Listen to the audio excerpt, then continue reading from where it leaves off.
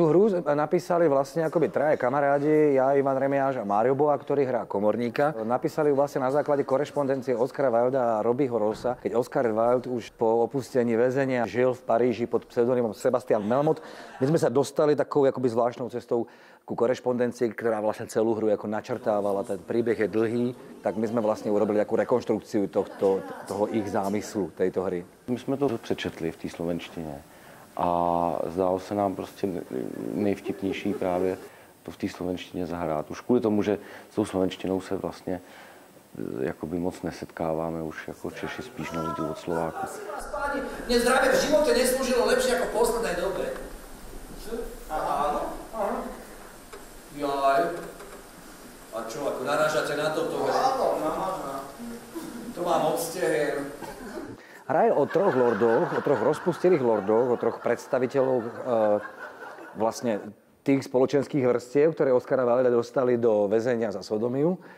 A títo traja lordi majú medzi sebou, hrajú takú hru, klubovú hru. Rozdeľujú si dámy, kto musí sa vyspať s jakou dámou, to si normálne rozdeľujú. A za úspešné alebo neúspešné vyspanie sa s tou dámou si nadeľujú červené a čierne body, tým súťažia. Snáď nám tu nehodláte tvrdiť, že ste s Lady Cherringtonovou nestrávili noc. Na tejto skutočnosti sa už bohužiaľ nedá nic zmeniť. Počkajte. Na ktorej skutočnosti? Moment, tak strávili alebo nestrávili? Strávil! Bohužiaľ som to ešte nestrávil. 107 repríz bez jakékoliv propagace. Já když anoncuju tohle představení, nebo když zvu svoje kolegy na to představení, tak říkám, přijďte, to jste na divadle ještě neviděli. A všichni mi pak řeknou, že to opravdu na divadle ještě neviděli.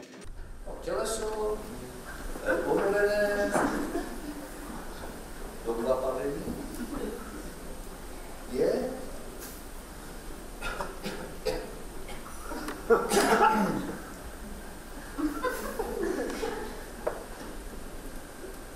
Mokré.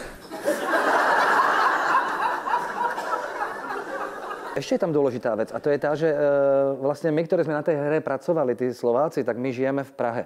A žijeme tam už každý z nás skoro 20 rokov a tak ďalej. To znamená, že my v Prahe používame medzi sebou slovenčinu takú, ktorá už sa na Slovensku nepoužíva.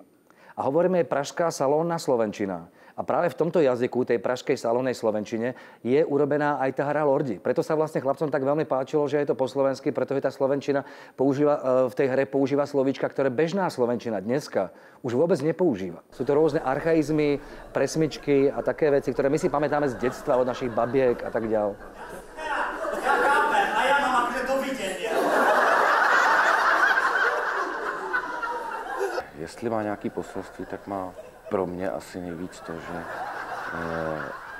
takový ty chvástaví pánové jsou vlastně, když to řeknu slovensky, kokoti. Tak to má, myslím, to poselství a to mě na tom dělá dobře, že takový ty mačisti, co tak jako jsou takový chlapáci, tak v téhle hře zrovna dostanou docela za uši.